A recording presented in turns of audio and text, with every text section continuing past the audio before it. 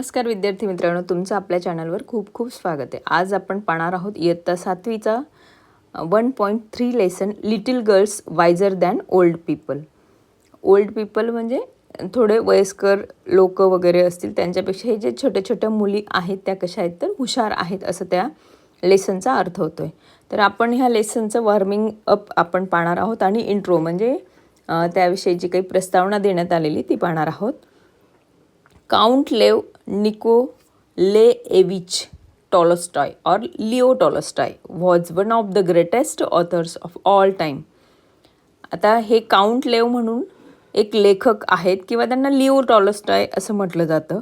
तर भरपूर अशा महान लेखकांपैकी ते एक चांगले लेखक आहेत, महान लेखक आहेत। ही ऑथर्ड मेनी नॉवेल्स, त्यांनी भरपूर अशा कादंबऱ्या लिहिल्या, नॉवेल्स लिहिले, short stories and philosophical works, छोट्या छोट्या स्टोरीज लिहिल्या, गोष्टी लिहिल्या आणि त्याचबरोबर तत्त्वज्ञानावर आधारित फिलॉसॉफिकल असे काही लेख असतील, काही प्रबंध असतील त्यांनी ते लिहिलेले आहेत। His ideas on non violence had influenced great main like Mahatma Gandhi and Martin Luther king. आणि त्यांची जी काही आयडिया होती कोणती तर नॉन व्हायलन्सची, अहिंसेची, तर भरपूर अशा व्यक्तींना ह्या आयडियाने काय केलं होतं तर एक प्रकारे इन्फ्लुएन्स केलं होतं, प्रभावित केलं होतं। महात्मा गांधींसारखे, मार्टिन ल्युथर किंगसारखे यांना प्रभावित केलं होतं। Junior Tolstoy wrote many stories for children, this is one of them. आणि जे काही ज्युनियर टॉलस्टॉय म्हटले आहेत त्यांनी भरपूर अशा स्टोरी लिहिलेल्या आहेत आणि त्यांच्यापैकीच मुलांसाठी असलेली ही एक स्टोरी आहे। However this has a message for grown ups too. आणि जेणेकरून लेखकाने हा इथं ग्रोन अप म्हणजे जे काही वाढत्या वयाची लोक आहेत किंवा थोडे लहान मुलांपेक्षा मोठी जी मंडळी आहेत, एल्डर्स आहेत, त्यांच्यासाठी जणू काही एक मॅसेजेस दिला, एक संदेशच दिला। Form groups of 4 to 6, each member should write at least 5 reasons why fights occur. तर 4 ते 6 मुलांचा, विद्यार्थ्यांचा गट तयार करायचा, ग्रुप तयार करायचा आहे आपल्याला। आणि अजून त्यात काय लिहायचे आहेत, 5 रिझन्स लिहायचे आहेत त्या ग्रुपने।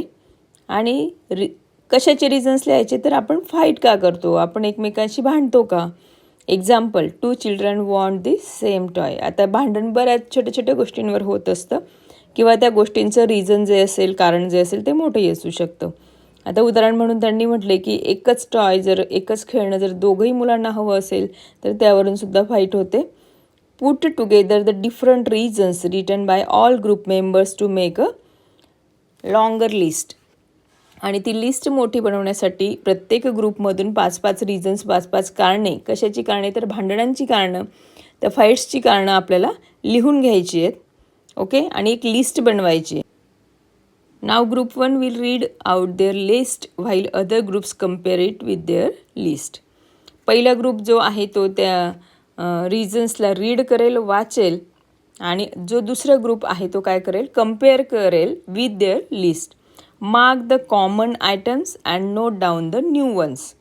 जर त्या लिस्टमधले जे कॉमन, दोघांच्या लिस्टमध्ये सेम गोष्टी असतील तर तिथेही मार्क करायचे, आणि जे काही थोडे वेगळ्या पद्धतीचे रिझन्स असतील फाईट्सचे ते लिहिलेले असतील तर तिथेही नोट डाऊन करायचे, ते लिहून घ्यायचे आहेत।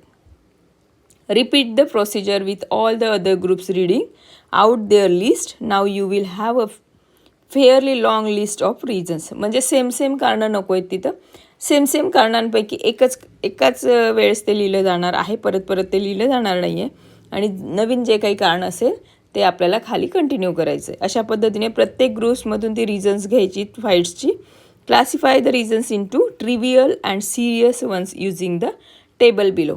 ट्रिवियल म्हणजे नगण्य असं, म्हणजे खूप महत्त्व नाही आहे अशा पद्धतीची कारणं, आणि सिरियस म्हणजे महत्त्वपूर्ण, म्हणजे सिरियसनेस आहे, गंभीरता आहे त्या कारणांमध्ये। अशा पद्धतीने त्यांचं आपल्याला क्लासिफिकेशन करायचं आहे, वर्गीकरण करायचं आहे। येलो स्ट्रीपमध्ये म्हटले त्यांनी children may discuss the reasons in English as well as there mother tongue but the list should be in English.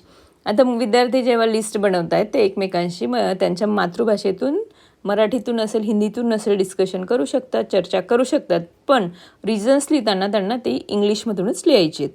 आता रिझन्स आपण 4, 5, 6 जेवढे तुमचे रिझन्स असतील ते इथं लिहायचे आहेत, आणि मग त्याच्यात सिरियसनेस आहे का, तर ते सिरियसमध्ये च्या कॅटेगरीमध्ये आपल्याला टिक करायचं आहे. ते जर ट्रिवियल असेल, नगण्य असेल, अगदी तुच्छ असेल, म्हणजे खूप गंभीरता त्याच्यामध्ये नसेल, तर ट्रिवियलमध्ये ते येणार आहे आणि त्याला आपण तिथं टिक करायचं आहे. पहा टोटो काय म्हणते, टोटो फॉरगॉट माय बर्थडे.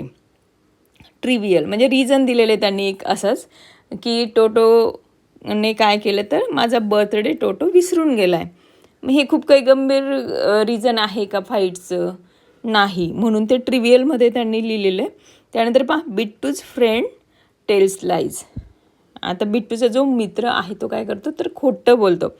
ही थोडी मोठी गोष्ट आहे, कारण खोटं बोलण्याची एकदाची सवय झाली तर तो नेहमीच खोटं बोलू शकतो. म्हणून सिरियस ह्या कॉलममध्ये हे रिझन येणार आहे. त्यानंतर बट इज इट ट्रू, आणि जणू काही हा एक प्रश्न विचारते की ते खरं आहे का. तर अशा पद्धतीने आपण यांचे आन्सर्स पाहूयात. आणि रिझन आणि ते ट्रिवियल आहे की सिरियस आहे असे काही एक्झाम्पल्स आपण आन्सरमध्ये घेऊयात. लिहा write at least 5 reasons why fights occur. भांडण का होतात त्याची रिझन्स लिहिलेत. फर्स्ट लिहिले 2 children want the same toy. आपल्याला त्या अगोदरच दिलं होतं. दोघंही मुलांना सेम एकच प्रकारचं खेळणं हवं आहे. त्यानंतर सेकंड रिझन पहा someone teases another person. Tease करणे म्हणजे चिडवणे. तर एक जर दुसऱ्याला चिडवत असेल तर त्यामुळे पण भांडण होतात. समवन टेल्स अ लाय. कोणी कोणी खोटं बोलतं आहे. त्यानंतर someone pushes or hits another person. आता एखादा दुसऱ्याला पुश करतोय किंवा पुल करतोय, ओढतोय किंवा त्याला ढकलतोय, ती पण एक काही रिझन्स असू शकतात. Someone takes another person's things. हा कोणी जर कोणाच्या दुसऱ्याच्या वस्तू घेतल्या आहेत, त्याच्या पर्सनल गोष्टी घेतलेल्या असतील तर त्यामुळे सुद्धा भांडण होऊ शकतात. विदाऊट परमिशन म्हटलं आहे, म्हणजे परमिशनने काही काही मागून घेऊ शकतात वस्तू, पण जर विदाऊट परमिशन घेतली असेल तर त्यामुळे सुद्धा फाईट होऊ शकतात. त्यानंतर मिसअंडरस्टँडिंग, गैरसमज असेल तरीसुद्धा भांडण ह्या होऊ शकतात. जिलसी, एकमेकांबद्दल जर तिरस्कार असेल, जिलसी असेल, द्वेष असेल, मत्सर असेल, भावना मत्सरची असेल तर अशा वेळेससुद्धा त्यांच्यामध्ये फाईट होऊ शकते. त्यानंतर नॉट अ शेअरिंग थिंग्ज. एकमेकांना आपण जर आपल्या काही वस्तू शेअर नाही केलेल्या आहेत तर त्यावेळेस पण एकमेकांना त्यांच्या मनामध्ये राग निर्माण होऊ शकतो. Using bad words. मुलं आता बऱ्याच वेळा तसंही करतात. ओके, रागामध्ये ते एक दुसऱ्यांना बॅड वर्ड्स, वाईट शब्द बोलतात. कोणी कोणी शिव्या देखील देते, जे खूपच सिरियस गोष्ट आहे, अयोग्य अशी गोष्ट आहे. त्यानंतर ब्रेकिंग रूल्स. जर काही आता गेम असेल एखादा, त्याच्यामध्ये काही रूल्स असतील, अशा वेळेस खेळताना वगैरे काही मुलं ते रूल्स ब्रेक करतात आणि त्यामुळे पण भांडण होतात. तर अशा पद्धतीने आपण इथं 10 कारणं लिहिलेली आहेत. आता ते क्लासिफाय कशा पद्धतीने करायचं, तर मी इथं 4-5 त्या रिझन्सचं क्लासिफिकेशन करून दाखवलं आहे. पहा, classify the reasons into trivial and serious. Trivial म्हणजे तुम्हाला सांगितलं नगण्य, म्हणजे खूप महत्त्वपूर्ण नाही आहे असं, आणि सिरियस म्हणजे ज्याच्यामध्ये गंभीरता आहे. म्हणजे आत्तापासूनच त्या मुलांमध्ये आपण काही ना काही चेंजेस घडवून आणायला हवेत. अशा सिरियसनेस असलेल्या त्या कारणांमुळे जर ते फाईट करत असतील तर. द फर्स्ट रिझन घेतलं आपण, वॉन्ट द सेम टॉय. तर ट्रिवियल आहे, ते खूप काही नगण्य गोष्ट आहे. फॉरगॉट अ बर्थडे, ही पण एक नगण्य गोष्ट आहे, काही खूप सिरियसनेस नाही आहे त्याच्यात. नॉट शेअरिंग थिंग्स, एखाद्याला नाही आवडत शेअर करायला एखादी वस्तू, तर मग ती पण काही एवढी सिरियस घेण्यासारखी गोष्ट नाही आहे. टीझिंग, चिडवणं. आता लहान मुलं आहेत ते एकमेकांना बऱ्याच वेळा चिडवतातही, त्याच्यातही खूप काही असं गंभीरता नाही आहे. टेलिंग लाईज, ही गोष्ट गंभीर आहे, म्हणून मी सिरियसच्या कॉलममध्ये तिला घेतली आहे. स्टीलिंग समवन्स थिंग्स, कुणाकुणाला सवय असते की तो व्यक्ती जर समोर नसेल किंवा म्हणजे एक प्रकारे चोरी करण्याची सवय असते लहानपणापासून. ह्या सवयी जर त्या व्यक्तीला, त्या पर्सनला, त्या मुलांना जर झाल्या तर मोठेपणीसुद्धा ती व्यक्ती तशाच पद्धतीने चोऱ्या करू शकते. म्हणूनच ही गोष्ट सिरियस घेण्यासारखी आहे. हिटिंग ऑर हर्टिंग समवन, एखाद्याला जोरात पुश करणे किंवा त्याला काहीतरी मारणे अशा पद्धतीचे, किंवा हर्ट करणे, या सगळ्या गोष्टी सिरियस घेण्यासारख्या आहेत. बुलिंग, वाईट अपशब्द बोलणे. Okay, breaking someone's belongings on purpose. आता कोणी कोणी मुलं असेही असतात की दुसऱ्याची वस्तू मुद्दामहून, स्वतःकडे जर ती वस्तू नसेल तर दुसऱ्याकडची वस्तू त्यांना सहन होत नाही म्हणून सुद्धा ती वस्तू ते तोडतात, ब्रेक करतात. तर ही पण एक सिरियसनेस आहे सिरियस गोष्ट आहे. तर अशा पद्धतीने आपण काही रिझन्स लिहिलेले आणि त्याच्यात त्यांचं वर्गीकरण ट्रिवियल आणि सिरियसमध्ये केलेलं आहे.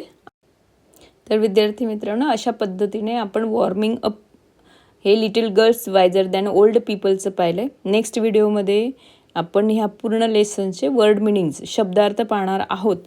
तर नेक्स्ट व्हिडिओ नक्कीच तुम्ही पहा. त्याचबरोबर तुम्ही जर माझ्या चॅनलवर न्यू असाल तर चॅनललाही सबस्क्राईब करा, व्हिडिओला लाईक करा, फ्रेंड्ससोबत शेअर करा आणि त्याचबरोबर कमेंट्ससुद्धा. Okay, thank you.